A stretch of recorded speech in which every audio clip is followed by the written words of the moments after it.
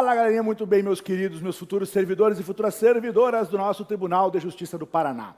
Chegou o grande momento, a nossa revisão turbo de legislação para você, certo? Prova de você está chegando, sei que todo mundo nervoso, mas agora é o momento da gente se concentrar, revisar os principais pontos e as minhas apostas para cair na prova de vocês.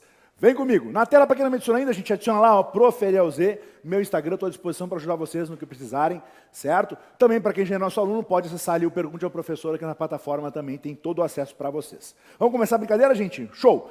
Começamos dessa parte de legislação, nós temos um volume muito grande de legislações. Separei as principais para a gente falar um pouquinho do que eu acho que vai cair em cada uma delas. Primeira delas, a mais relevante do ponto de vista hierárquico, né, que é a nossa Constituição do Estado do Paraná.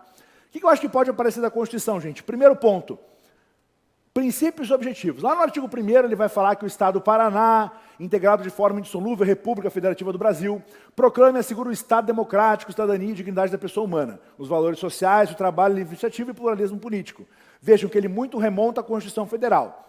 Lá nos princípios e objetivos, é a primeira grande lista que pode aparecer para vocês em prova. A banca de vocês, ela gosta de cuidar esses detalhes em listas, então cuidado com esses pontos que eu falo para vocês. Primeiro, respeito à unidade da federação, a Constituição Federal, inviolabilidade de direitos e garantias fundamentais, defesa dos direitos humanos, legalidade, defesa da igualdade e consequente combate à forma de discriminação, garantia da aplicação da justiça, devendo prover diretamente o custeio da gratuidade, busca permanente de desenvolvimento e justiça social, prestação eficiente de serviços públicos, respeito incondicional à moralidade e probidade, colaboração e cooperação com os demais entes e defesa do meio ambiente e da qualidade de vida.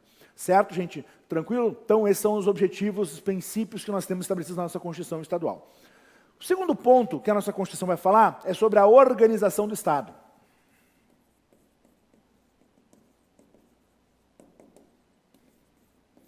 Quando ela fala de organização do Estado, tem alguns pontos mais relevantes que a gente precisa apontar. Vou jogar para o meio, fica mais fácil a gente brincar aqui. Vamos lá. Organização do Estado. Primeiro ponto, eu tenho que lembrar que o Estado ele tem o quê? Soberania popular.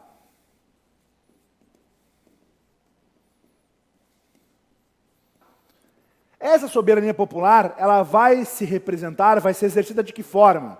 São três formas diretamente relacionadas que ela fala, né? Que é o sufrágio universal,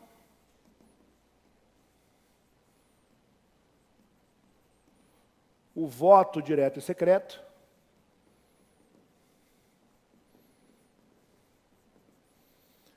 e outras que ele menciona, mediante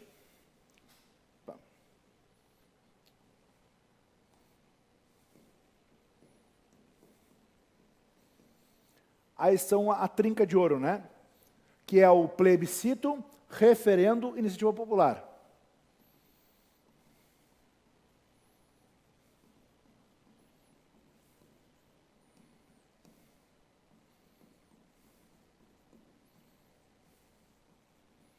Tá?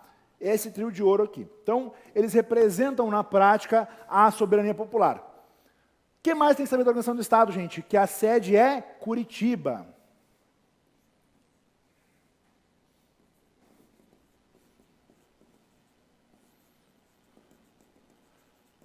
Professor, podemos alterar a sede do nosso Estado, nossa capital?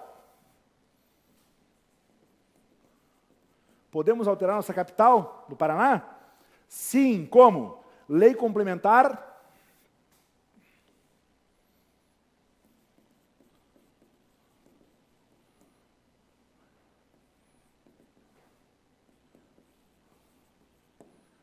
mais consulta plebiscitária. Tá? Então, a alteração depende de uma lei complementar após uma consulta por plebiscito. Certo? O que mais que pode aparecer aqui para vocês, gente? Os símbolos. São 4 símbolos que nós temos do Estado do Paraná. Quais são eles? Pode parecer bobagem, eu sei disso, gente, mas já foi cobrado em prova e pode aparecer, porque é objetivo, é direto, é fácil de cobrar isso aqui em prova. Até porque são 4, né? Então a banca pode simplesmente perguntar assim para vocês, são os símbolos do Estado do Paraná, exceto. E trazer um que não é para vocês tentarem lembrar. Então tem lá, ó, bandeira,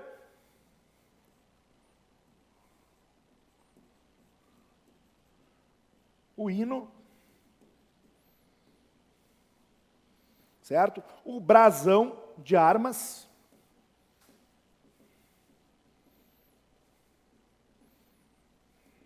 e o sinete. Tá? Os 4 símbolos que nós temos aqui. E quais são os 3 poderes, gente, que nós temos a nível estadual? Fácil, né? Executivo, legislativo e judiciário.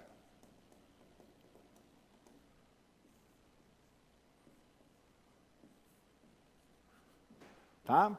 Legislativo, Executivo e Judiciário. Quem representa o que aqui? Executivo, Governo do Estado, Legislativo, Assembleia Legislativa e o Judiciário, nosso Tribunal de Justiça. Por isso é relevante. Gente, a tendência da banca é ela direcionar parte da prova muito provável para o âmbito do Poder Judiciário, já que a prova é para o Tribunal de Justiça, certo? Então, pensa sempre nesse sentido para a gente poder entender. Depois, o que pode aparecer? Bens do Estado. Quais são os bens do Estado segundo a nossa Constituição, gente? As áreas nas ilhas oceânicas e costeiras tiverem seu domínio, ilhas fluviais e lacustres que não sejam da União, águas superficiais, subterrâneas, fluentes, emergentes, depósitos, ressalvadas as de obras da União, e rendimentos decorrentes das atividades, serviços de sua competência, exploração de bens móveis do seu domínio. Certo? O que mais que pode aparecer? Competências. Competências. O que pode aparecer de competências, gente? As principais. Competências no âmbito estadual e, depois a gente vai ver um pouquinho mais adiante, as competências do Poder Judiciário. Certo? Então, o que pode aparecer de competências do Estado? Artigo 12. Certo? Cuidado, tá, gente? Porque são aqui as competências comuns com a União e município, ou seja, que são dos 3. Então, vou lá ter zelar pela guarda da Constituição e das leis, patrimônio público, cuidar da saúde e assistência pública, garantir às pessoas portadoras de deficiência, proteção dos documentos, obras, outros bens de valor histórico, artístico e cultural, monumentos, paisagens, impedir evasão, proporcionar os meios de acesso à cultura, etc. Depois, a gente tem, além disso, as competências concorrentes com a União. Quando eu falo em competências concorrentes, estou falando de quê, gente? De legislação, de fazer leis. Quais são as competências de fazer leis competentes concorrentes com a União, gente? Direito tributário, financeiro, penitenciário, econômico, urbanístico, orçamento, que faz suas leis orçamentárias, né? Juntas comerciais, custas, forenses, produção de consumo, florestas, caça, pesca, fauna, proteção do patrimônio histórico, responsabilidade pelo meio ambiente. Vejam que são competências concorrentes, ou seja, a União detém a competência e o Estado complementa de alguma certa forma, ela não pode contrariar a União de forma óbvia, né, gente? O que mais que pode aparecer? Organização municipal. O município, gente, ele é regido por uma lei orgânica. Então, pensa, a nível nacional, a nível da União, nós temos a Constituição Federal, certo? Que todo mundo segue. Um pouquinho mais abaixo, a nível estadual, a lei maior é a Constituição do Estado. E no âmbito municipal, nós não temos uma Constituição municipal. Quem faz essas vezes é a lei orgânica do município. Então, a Constituição municipal a gente chama de lei orgânica. E vejam que a aprovação dela tem um quórum semelhante ao que nós temos na emenda constitucional, que é a votação de 2 turnos, com exercício mínimo de 10 dias, e aprovação por 2/3 dos membros da Câmara de Vereadores. Certo? Também, preceitos importantes do município. Eleição do prefeito e vice, tá? Traz requisitos de idade, são coisas importantes que podem ser cobradas em prova. Prefeito maior de 21 anos e vereadores maiores de 18. Certo? O que mais? Número de vereadores. Outro ponto que a banca pode cobrar de vocês, já que ela gosta de número, tá? Número de vereadores, a gente vai sempre ser proporcional à população do município. O que quer dizer isso? Até 15 mil habitantes eu tenho 9, de 15 até 30 mil habitantes eu tenho 11, até 50, 13, até 70 mil, 15, até 90 mil, 17, até 120 mil, 19, até 1 milhão, 21, 1 milhão e meio, 35, até 2 milhões, 37, 2 milhões e meio, 39, até 5 milhões de habitantes, 41, e acima de 5 milhões, de 42 a 55 vereadores, que é o meu máximo. Então, o meu máximo são 55 vereadores. Ok? Maravilha. Certo? O que mais que pode aparecer em prova para nós, gente? Eu separei mais alguns pontos para vocês ali no material, para quem quiser acompanhar. Um deles ali, que eu acho que é importante falar, é a intervenção do Estado nos municípios.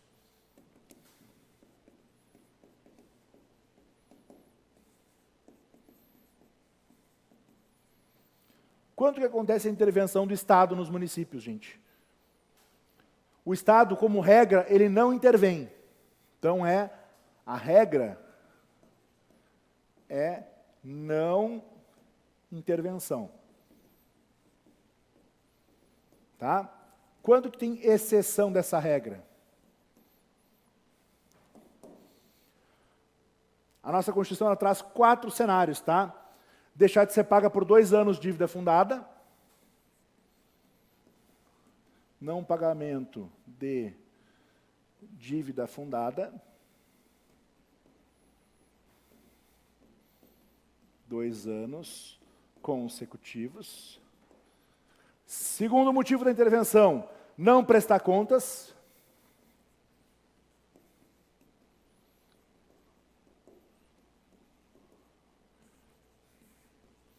Terceiro motivo, não tiver aplicado o mínimo para a manutenção do ensino.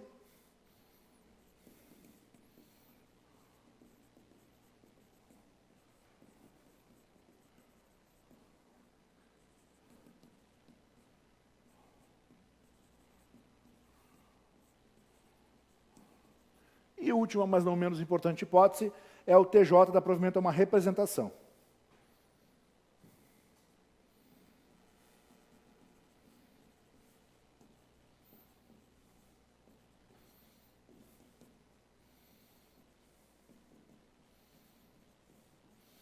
Como assim representação, gente?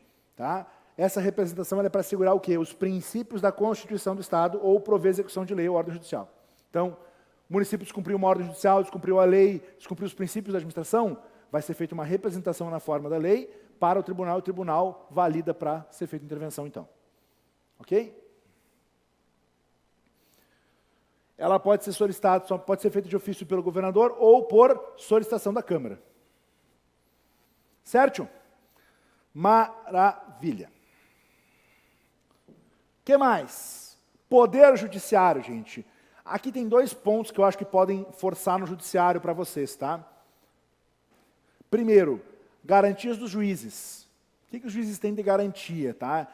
Normalmente a gente tem isso em legislações infraconstitucionais, mas na Constituição do Estado nós temos lá, que tem a vitaliciedade, inamovibilidade e irredutibilidade. Inamobilidade, que ele não vai ser movido senão por interesse público, irredutibilidade de vencimentos, que os vencimentos não vão baixar, e a vitaliciedade é muito parecida com a estabilidade. O que a banca pode fazer com vocês? Confunde uma pela outra. O que é a diferença de uma para a outra? Até vou colocar num quadro aqui.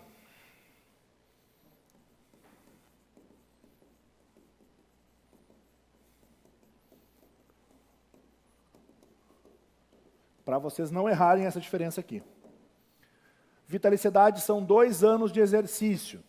Estabilidade, 3 anos. Tá? Na vitaliciedade, a perda do cargo é somente por sentença judicial transitada em julgado. Na estabilidade, a perda do cargo ela pode acontecer em 4 hipóteses.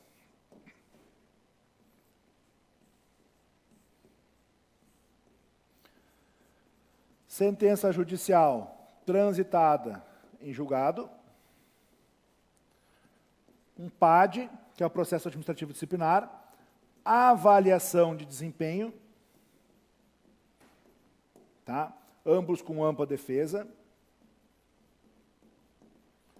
E excesso de despesas, que é o artigo 169 da nossa Constituição Federal. Certo? Então, diferença de um para outro é isso aqui. Não dá para errar isso aqui em prova, pelo amor de Deus. Vamos para as competências. Compete privativamente os tribunais de 2º grau. Eleger seus órgãos diretivos, elaborar seu regimento interno, organizar sua secretaria de serviços auxiliares, prover por concurso público de provas de títulos, vedado concurso interno, os cargos necessários para a administração da justiça, excetos de confiança, que estão sem concurso, e conceder férias que não poderão ser coletivas, licenças e outros afastamentos aos seus membros. Isso aos tribunais de 2º grau. E ao TJ, o Tribunal da Justiça, tem competências exclusivas, tá, através de seus órgãos. Propor à Assembleia a alteração de seus membros, criação e extinção de cargos e remuneração, criação e extinção de número de membros dos tribunais inferiores, alteração de divisão judiciárias, criação e extinção de comarcas, prover os cargos, aposentar magistrados e servidores, conceder licenças, férias, proposta orçamentária, enfim. Tá no material de vocês aí para a última revisãozinha, para vocês fazerem uma um teminha de casa, digamos assim. Certo? Que a gente tem bastante coisa pela frente ainda. Segue o baile. Aí a gente avança, gente, para falar de Estatuto dos Servidores. No Paraná, nós temos uma peculiaridade interessante. Normalmente, nós temos um Estatuto dos Servidores do Estado que se aplica para toda a galera. Aqui é diferente em alguns pontos. Nós temos um Estatuto Geral dos Servidores, que ele é uma base maior, digamos assim, para aplicação subsidiária, mas nós temos estatutos dos servidores do Ministério Público, temos estatuto dos servidores do Tribunal. Olha que interessante. Então, tem estatuto dos servidores do Poder Judiciário, que é o que cai para vocês. Tá? O que vai aparecer de estatuto para vocês, gente? Primeiro ponto, certo? Conceitos. Quais são os conceitos mais relevantes, no meu ponto de vista? Funcionário ou servidor. A lei de vocês chama erroneamente de funcionário público, mas é servidor público, o termo correto pela Constituição. Conceito de cargo público. E aí os conceitos das divisões, que são classe, grupo organizacional, grupo ocupacional e nível.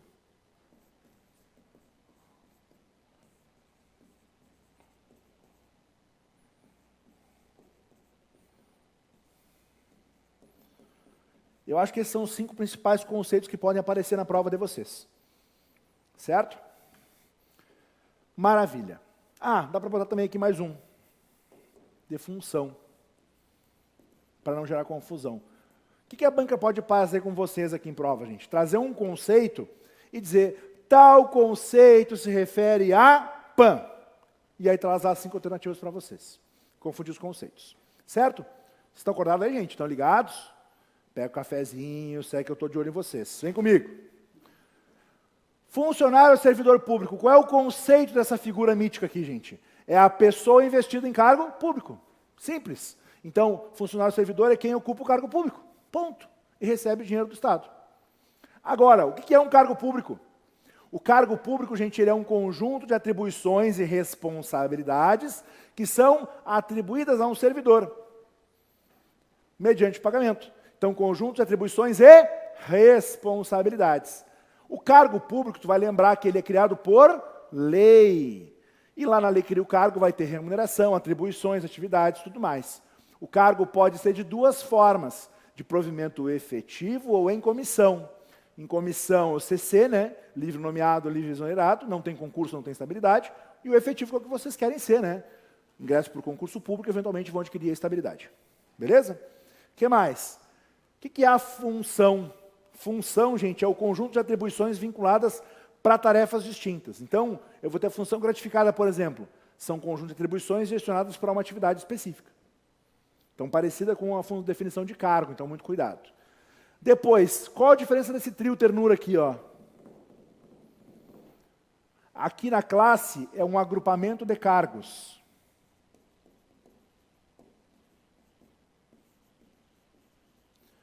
Tá? Iguais.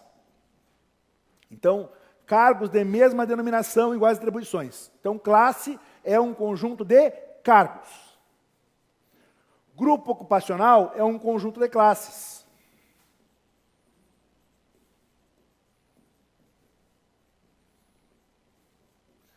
E o que é o nível? O nível, ele é na prática uma subdivisão das classes. Então, é uma subdivisão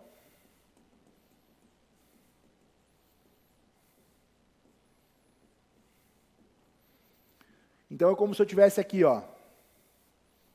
Isso aqui é um grupo ocupacional. Certo? Dentro dele, eu vou ter as classes.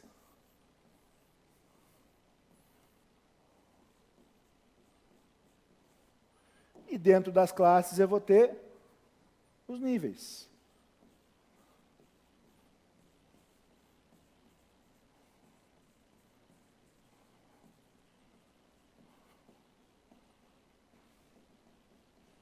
Entenderam? Níveis, nível mais interno, depois para as classes e o grupo ocupacional, que são todos os cargos da mesma definição juntos. Certo, gente? Facinho, né? Sem muito mistério. Depois, o que pode aparecer em prova? Vamos falar de vocês agora. Requisitos. Requisitos para quê, gente? Para ser servidor público. Professor, quero ser um servidor do TJ Paraná. O que eu preciso ter? Primeiro, nacionalidade brasileira. O que a banca pode colocar? Que precisa ser brasileiro nato. Não precisa. Pode ser nato ou naturalizado. Depois, aptidão física e mental.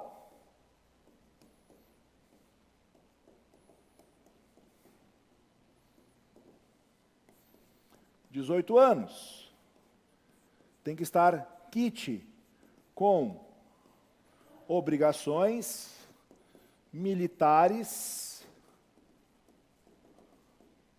e eleitorais. O que mais? Em gozo dos direitos políticos.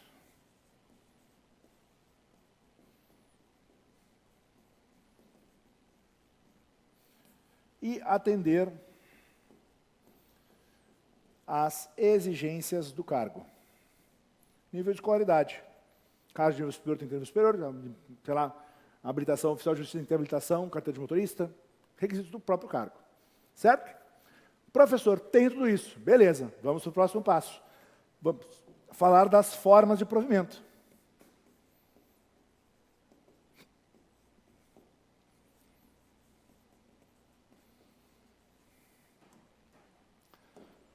Quando eu falo de formas de provimento, gente, o que é provimento? Provimento, ele é o ato de pegar um servidor, uma pessoa física, e colocar dentro de um cargo. Isso é provimento. Nós temos várias formas de acontecer isso na prática dentro do nosso tribunal, dentro do Estado em si. Aqui, o detalhe é se apegar nas diferenças. Por quê? Normalmente, falo isso com base em premissas gerais, boa parte de vocês está acostumada a estudar o Estatuto dos Servidores Federais, Lei 8.112, que é muito parecido, mas tem as várias diferenças. Vamos anotar aqui primeiro, vamos lá. Formas de provimento, vamos lá. A primeira delas, a nomeação, aproveitamento,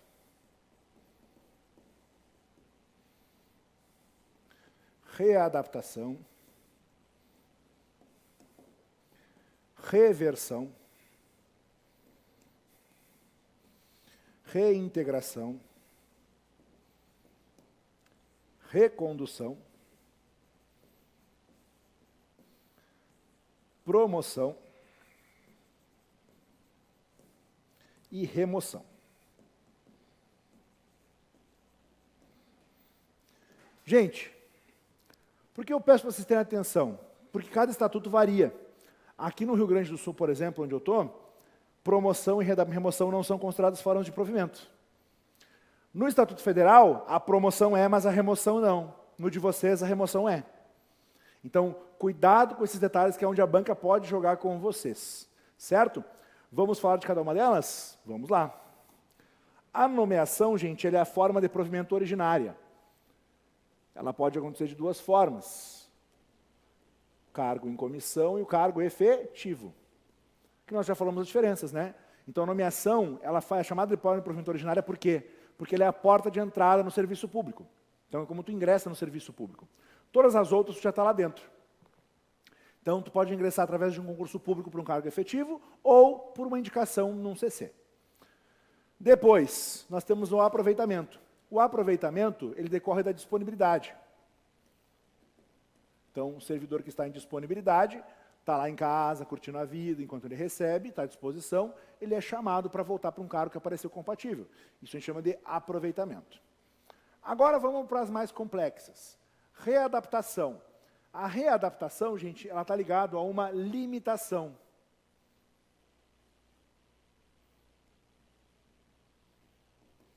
É o servidor que trabalha e sofreu algum tipo de limitação física ou mental. Eu gosto de usar exemplos dramáticos para vocês lembrarem na hora da prova e não esquecerem de mim. Vamos lembrar, então, pensar, por exemplo, assim, ó.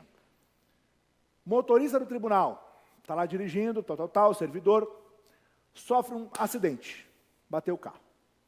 Neste acidente, ele perde o braço direito. E ele não consegue mais dirigir. Tenho duas opções. ou eu aposento esse cara por invalidez por não conseguir mais trabalhar, mas ele não está inválido plenamente, ele só não consegue dirigir. Eu posso fazer o quê? Aproveitar ele em outro cargo.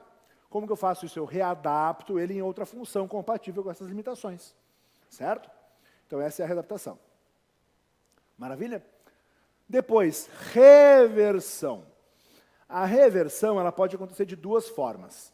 Para entender a reversão, eu preciso bater em vocês e ensinar vocês a aposentadoria primeiro. Nós temos 3 tipos de aposentadoria para vocês, servidores do nosso TJ do Paraná. Tá? Quais são essas 3 aposentadorias? Primeira delas, voluntária, que é quando tem aquele tempo de contribuição, idade, todos os requisitos, que está cada vez mais difícil de alcançar. Depois, compulsória, que é a por idade, que é a idade máxima, né? 75 anos. Atingiu 75 anos, tu não pode mais ser servidor, tu é aposentado obrigatoriamente de forma compulsória. E a terceira é a por invalidez, que é quando sofre algum tipo de limitação física, mental e não consegue mais trabalhar. Então é aposentado. A aposentadoria por invalidez, gente, ela tem uma natureza precária. Por que precária? Porque ela pode ser revertida. Nenhuma invalidez ela é permanente, ad eternum, garantida, né? A gente nunca sabe os avanços da medicina. De novo, exemplo drástico para vocês lembrarem. A primeira hipótese da reversão, então, é na aposentadoria por invalidez. Professor, como é que eu vou reverter uma aposentadoria por invalidez? Se ele se curar. Imagina o nosso amigo motorista lá, mesmo acidente, pá, em vez de perder um braço, ele fica tetraplégico. Tá? Não se mexe mais, está de cadeira de roda, não consegue mais trabalhar. Então é aposentado por invalidez. O ano é 2025, mas nós temos lá Elon Musk desenvolvendo o Neuralink. Criou um chipzinho lá, colocou na cabeça, e o cara recupera todos os movimentos. Tecnologia fantástica. Voltou a caminhar, virou maratonista, fisiculturista, está lá a 1000. Faz sentido essa criatura continuar aposentada? É claro que não, então ele volta para cá. Então a reversão por invalidez ela vai aparecer quando? Quando não mais tiverem os motivos da aposentadoria por invalidez, ou seja, ele se curou, qualquer que seja o problema. Segunda hipótese é a chamada aposentadoria por interesse da administração.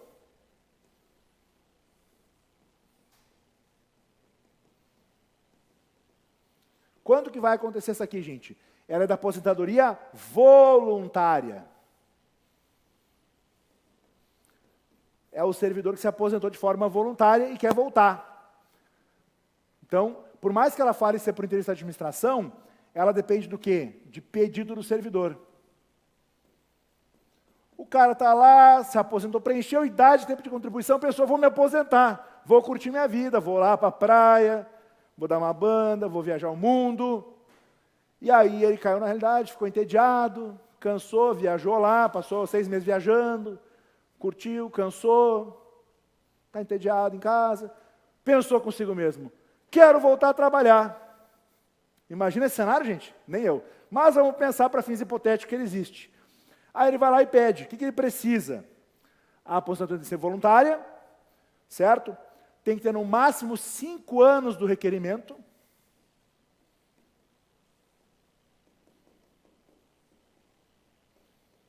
Então, 5 anos da aposentadoria. Tá? Então, ele pode curtir lá 4 anos, se entediar e voltar. Tem que ter tido estável e tem que ter cargo vago. Então, o cara que se aposentou no estágio probatório não vale e tem que ter cargo vago. Tá? Sem cargo ele não volta. Fechou? Tranquilo, né? Sem mistério. Depois, reintegração. Na reintegração, ela pressupõe uma demissão com vício, com irregularidade, com ilegalidade. Então, nós temos um fluxo para fazer o desligamento de um servidor da demissão, que é um PAD. Digamos que nesse PAD foi desobservado a ampla defesa, algum outro requisito, esse cara entra com uma ação judicial, ele pede a nulidade da demissão e ele ganha. Ele volta para o cargo dele através da reintegração. O que tu precisa lembrar da reintegração, gente? Se o processo que ele ficou fora demorou 1 ano, por exemplo, quando ele retorna, ele recebe todo esse 1 ano retroativo. Tá? O principal ponto da reintegração é essa aqui. Recondução. Ela é o retorno do cargo anterior.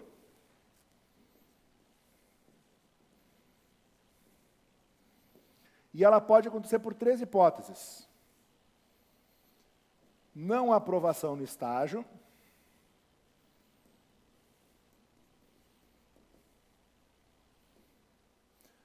desistência, tá? E reintegração. Como assim? Vamos partir do pressuposto que vocês não conhecem ainda a recondução, tá? Apesar de ser só uma revisão. Na recondução, eu parto do pressuposto que eu já era servidor estável em algum lugar. Vamos supor que eu já sou técnico do TJ Paraná estável. Já passei meus 3 anos, estou estável lá, bem tranquilo, fazendo meu serviço de cartório, ganhando minha graninha, tal. Mas eu tenho um sonho de criança que era ser policial. Quero ser policial, quero ter minha arma, quero lá, loucurada. Beleza, vou fazer um concurso da Polícia Civil. Fiz o concurso, passei primeiro lugar lá, matei a pau. Cheguei lá, comecei meu estágio probatório, né, na Polícia Civil. E aí, começa a loucurada. Primeiro cenário. Imagina, para me chamar na Polícia Civil, tem que ter um cargo vago, não tem? Digamos que esse cargo vago foi de um servidor que foi demitido de forma irregular, e esse cara ganha reintegração. O que vai acontecer? Ele volta para o cargo dele e eu volto para o meu no TJ. E volto para a fila do concurso para quando abrir cargo de novo. Segunda hipótese. Não passei no estágio probatório. Cheguei lá e rodei no estágio probatório. Se eu fosse um mero mortal que rodasse no estágio probatório, eu seria exonerado. Mas não, eu já era servidor estável, então eu posso voltar para o meu cargo anterior. E a terceira hipótese, tá? Que não está prevista na Lei 8.112, mas já é reconhecida judicialmente no nosso estatuto, ela está prevista, que é interessantíssimo e pode aparecer em prova para vocês, é a desistência. Imagina que eu cheguei lá na Polícia Civil, faceiro lá, tranquilo, agora sim, sou policial, tal, cheio de marra. E aí, primeiro tiroteio, primeira loucurada, tomo um tiro de raspão no ombro, meu Deus do céu, eu não quero isso aqui, eu não quero morrer, quero voltar. Posso desistir? Pode, tu pode desistir e voltar para o cargo do TJ, tá? Desde que seja durante o estágio probatório, ok? Maravilha. Promoção, então, tua evolução de carreira, por critério de antiguidade e merecimento. E a remoção, que também é considerada aqui forma de provimento, ela acontece, então, quando é removido, né? Transferência de um cargo para outro, de mesma natureza, em outra comarca, ou foro de igual entrância. Então, muda de comarca, tu troca de cargo, mas é o mesmo cargo, mas em outro lugar. Então, se entende que é forma de provimento também. Certo? Vamos partir do pressuposto da nomeação, que é a nossa porta de entrada, para a gente montar uma linha do tempo. A linha do tempo da vida de vocês começa quando? Começa domingo, no concurso público.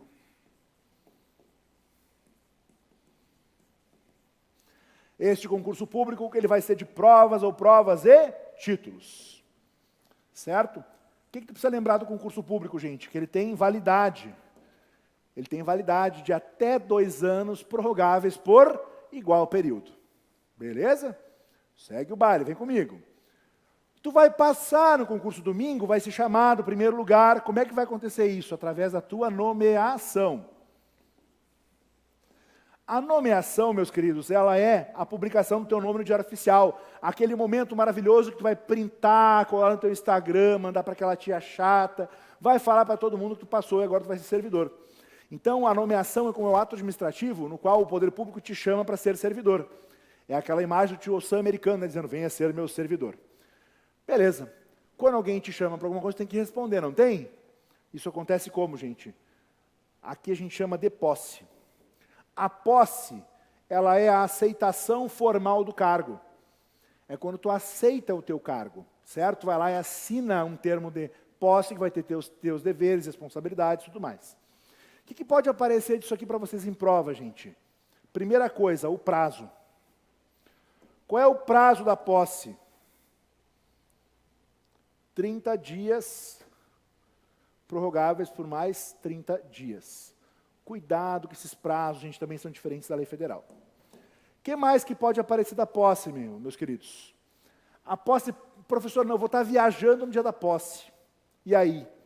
Eu posso fazer uma procuração para alguém assinar para mim? Pode, desde que seja uma procuração específica. Certo? Na posse também eu apresento a minha declaração de bens e valores. Outro ponto importante. Professor, se eu não entrar em posse, não assinar o termo de posse nesse prazo, o que pode acontecer? Tua nomeação ser tornada sem efeito. Mas vamos pensar positivo, vai dar tudo certo, tu vai entrar em exercício. não é te matricular na academia. Não. É começar a trabalhar. Então, o exercício é quando tu começa de fato a trabalhar. Qual é o prazo do exercício? 30 dias prorrogáveis por mais 30 dias. É igual. A diferença é que se tu não entrar em exercício no prazo, tu vai ser o quê? Exonerado. Beleza? Tranquilo. Junto com o exercício, acontece uma coisa fantástica chamada de estágio probatório. Até tu chegar na tua tão sonhada estabilidade. Então, este período aqui que tu passa, a gente chama ele de estágio probatório.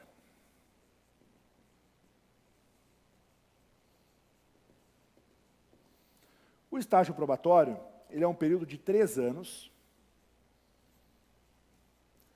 e que tu vai ser avaliado.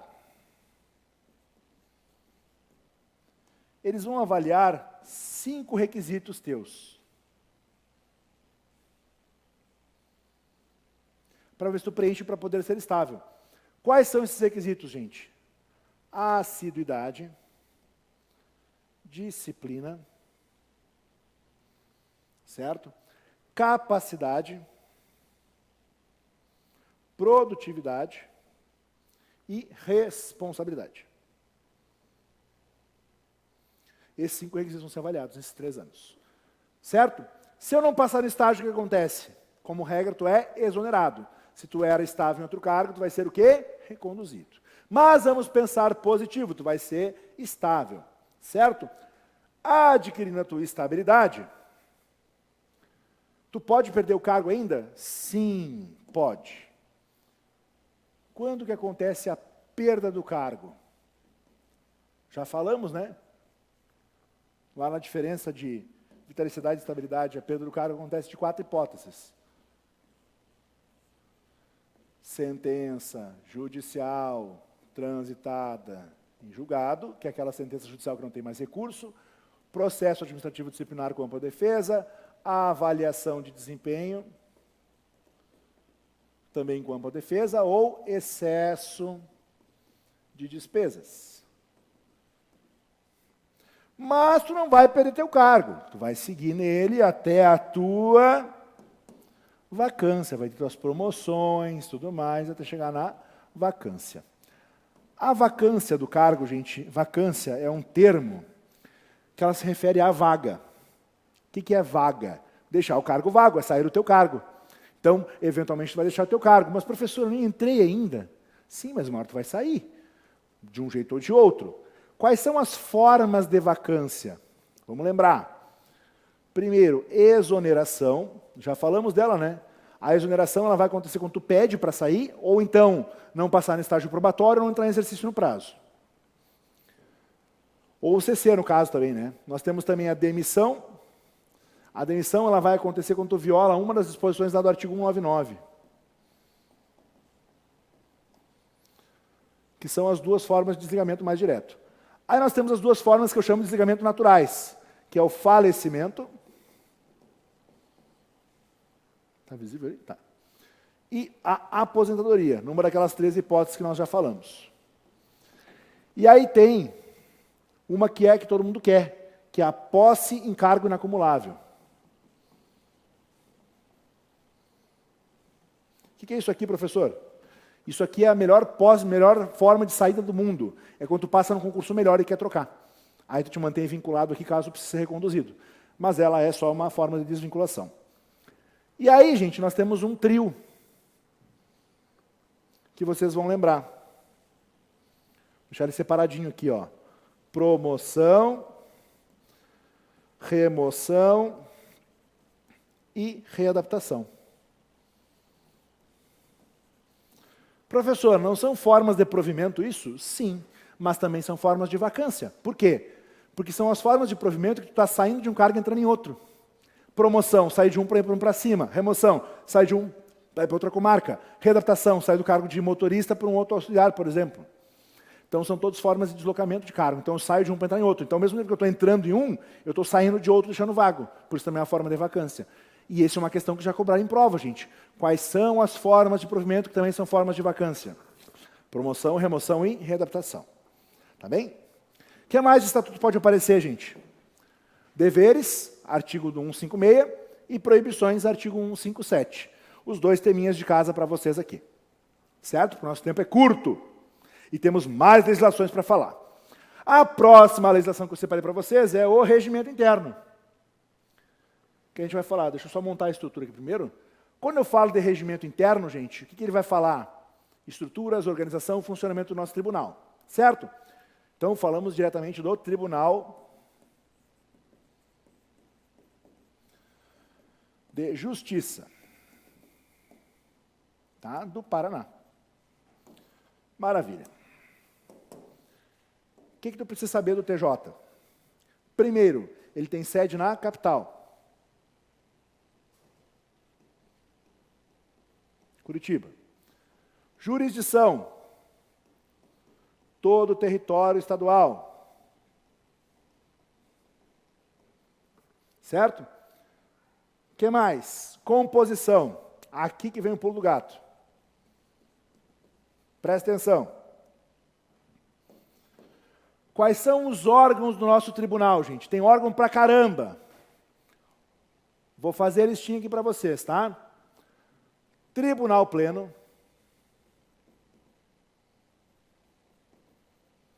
Tá? Órgão especial. Conselho da Magistratura.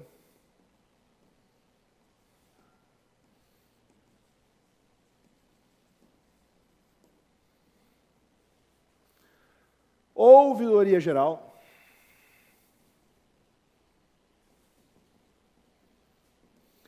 Aí tem um grupo que ele chama de cúpula diretiva. Já chegaremos nela.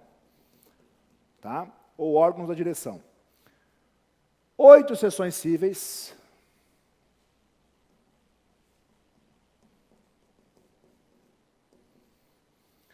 Uma sessão criminal.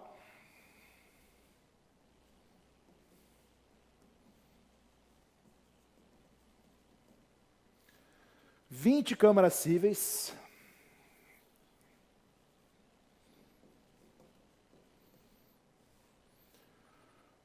Seis câmaras criminais.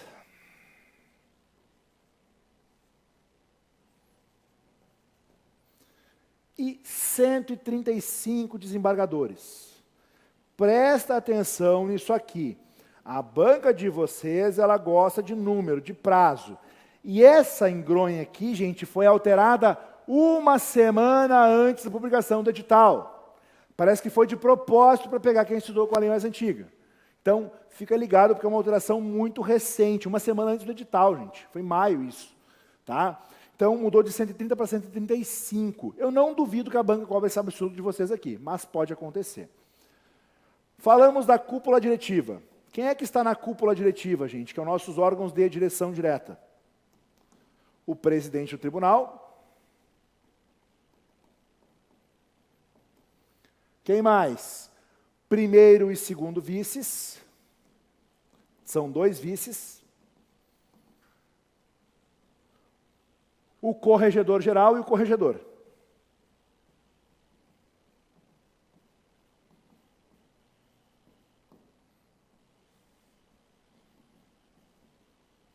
São 5 pessoas no nosso quinteto fantástico. Tá? Não esquece que são 5 que vão estar na cúpula diretiva, nosso quinteto fantástico, nosso alto clero. Presidente, os 2 vices e 2 corregedores. Um presidente, 2 vices e 2 corregedores. Não dá para esquecer isso aqui, criatura de Deus. Segue o baile. Presidência. O presidente ele é o chefe do judiciário. Tá? Quem é que substitui ele? Primeiro vice. E na falta do primeiro vice? Segundo vice. Essa é a lógica. Vice-presidências. O primeiro vice-presidente ele vai integrar 3 órgãos. O pleno, o órgão especial e o COMAG. Certo? O que ele faz? Substitui o presidente e auxilia o presidente. E o segundo vice? Ele substitui o primeiro vice e o presidente, colabora com eles, exerce a presidência do Núcleo Permanente de Métodos Consensuais de Resolução de Conflitos, coordena a política judiciária paranaense de justiça restaurativa e coordena as atividades do Censu. O que mais? Corregedoria Geral. Quem é que exerce? O corregedor geral com auxílio de juízes de direito. Certo? Anualmente ele vai fazer correições ordinárias ou extraordinárias. Certo? E pelo menos 34% das unidades. Então, a ideia é de fazer correições anuais, certo? O que é a correição ordinária, gente? A ordinária é aquela prevista, agendada, normal, periódica. E a extraordinária, ela é excepcional. Ela pode ser anunciada ou pode ser surpresa. Então, ela vai ser geral, parcial, conforme necessidade, por alguma circunstância pontual, uma denúncia, uma irregularidade, coisas assim. A correição virtual, gente, é aquela feita de forma remota. Vale para qualquer uma das duas possibilidades, ela é feita via sistema. Certo? O que mais? Tribunal pleno. Tribunal pleno, gente, ele é constituído por todos os membros do tribunal. Quantos são? 135. Não vai esquecer esse número. Funciona por convocação prévia do presidente. Tá bem? Quórums do tribunal pleno. Pelo menos 2/3 dos membros para recurso de promoção e 68 desembargadores para demais matérias. Órgão especial. Pensa, o Tribunal Pleno ele é um órgão colegiado, certo? Sim, de 135 pessoas. Para deliberações mais relevantes e mais céleres, eu preciso do quê? De um órgão menor, que a gente chama de órgão especial, que tem 25 membros, certo? Quem que vai estar lá? Presidente, primeiro vice e corregedor-geral. Esses caras são chamados de membros natos. E mais 22 desembargadores. Lembra, o que tu precisa saber daqui, gente? Eu tenho que observar o quinto constitucional, certo? 3 vagas de antiguidade, 2 por eleição no quinto constitucional, mas no geral das 25 vagas, eu vou ter uma divisão de 12 e 13, certo? O que é isso? Eu vou ter 13 vagas por antiguidade e 12 vagas por eleição. Mas, professor, desses 25, eu já tenho aqui os 3 obrigatórios, não tenho? Tenho. Como é que eu vou fazer aqui? Onde é que eu vou incluir esses 3? No de baixo ou de cima? Se eles estiverem por antiguidade, entram aqui embaixo. E aí eu continuo elegendo 12. Se eles não tiverem entre os 13 mais antigos, eu vou colocar eles aqui em cima e aí eu vou tirar dos 12. Então, digamos que os 3 não estejam nos mais antigos. Eu vou eleger 13 antigos e vou escolher mais 9. Porque eles 3 são obrigatórios estar lá. E eles ocupam vaga da eleição daí. Beleza. E o COMAG é muito parecido. Também é um órgão colegiado, só que de menos gente ainda. Aqui eu vou ter 7 membros. Os membros natos são os mesmos 3. Presidente, primeiro vice e o corregedor-geral. Qual é a diferença? Em vez de mais 22, aqui eu tenho mais 4. Então aqui são 25, aqui são 7 membros. Tá? Todos eleitos. Tranquilo? Maravilha. Depois, gente, nós temos de legislação ainda o Código de Ética. O que é o Código de Ética, gente? Ele vai estabelecer princípios e códigos e normas éticas. Aqui não tem mistério, tá? Tem 2 possibilidades de cobrança em prova. O nosso Código de Ética tem várias listas. Objetivos, finalidades, princípios éticos, deveres, vedações, condutas, são várias listas. Então a banca de vocês, ou ela vai trazer uma dessas listas e dizer, são vedações ao Código de Ética, exceto, são princípios do Código de Ética, exceto, ou ela vai na comissão. Quais são, dessas listas, gente, eu apostaria nas vedações, tá? Minha aposta seria nas vedações, mas com certeza vem uma delas. O que pode aparecer nas vedações? Utilizar informações privilegiadas em benefício próprio ou terceiros, cargo, função para obter favor ou vantagem, extrapolar sua área de competência, se manifestar no judiciário sem autorização, enfim. Está a listinha no material de vocês aí para a turminha de casa também. O que pode aparecer da comissão?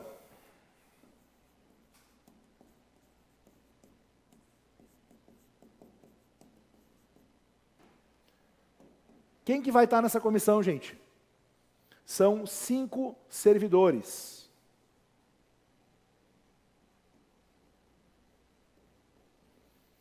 Vocês vão observar que no nosso Código de Ética, na legislação a gente sempre encontra lá servidores, né? Servidores, magistrados, sempre no masculino. No Código de Ética a gente vai sempre ter as 2 coisas. Ele vai falar 5 servidores ou servidoras, 5 membros ou membros. Ele sempre vai trazer nos 2 sentidos, certo? Por uma premissa de correção. Pois bem, comissão, então são 5 servidores, representantes de diferentes setores, instâncias e cargos. Então eles têm que ser servidores efetivos e estáveis. Tá? De diferentes setores, tá? Diferentes setores, diferentes instâncias e cargos.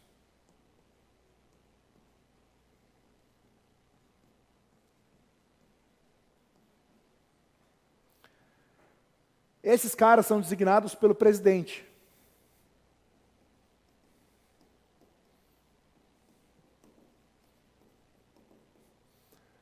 E esses caras têm mandato de 2 anos. Permite uma recondução. Ou seja, podem ficar 2 mais 2. Certo? Maravilha? Show. O que mais? A comissão, ela vai ter caráter orientativo, tá?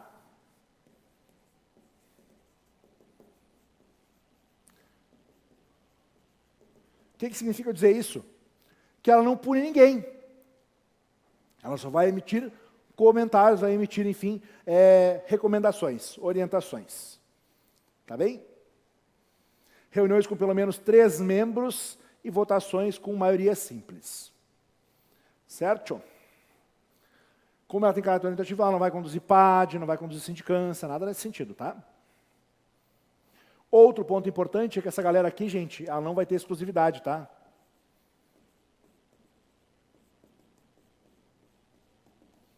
Ou seja, eles vão atuar na comissão junto com seus cargos normal. Ah, e outra coisa, sem exclusividade e sem gratificação. Eles não ganham nada mais por estar na comissão. Tá? É considerado uma honraria, digamos assim. Tá bem? Para a gente fechar com chave de ouro, gente, nosso regulamento administrativo. O regulamento administrativo, para quem olhou essa legislação, teve coragem, é uma legislação com mais de 600, quase 700 artigos. E ela traz 2 coisas únicas nesses 700 artigos. Estrutura e competências. Só, gente. Ela vai dizer, a presidência se divide nos órgãos X, Y, Z. O órgão X se divide em A, B, C. O órgão A se divide em 1, 2, 3. E assim ela vai esmiuçando cada órgão até a última fagulha. E aí vai dizendo a competência de cada uma dessas estruturas. Eu acho, gente, que a banca não ia ser maluca de pegar um órgão aleatório no meio do pequenininho lá. Acho que se ela cobrar alguma competência ou estrutura, vai ser dos órgãos maiores. Minha aposta é na presidência. Porque se a gente pensar qual é a estrutura administrativa do tribunal, isso aqui pode aparecer, tá? Qual é a estrutura administrativa do tribunal que nós temos hoje? Presidência, Secretaria-Geral, primeira vice, segunda vice-presidência, Corregedoria Geral, Corregedoria Normal, os gabinetes desembargadores,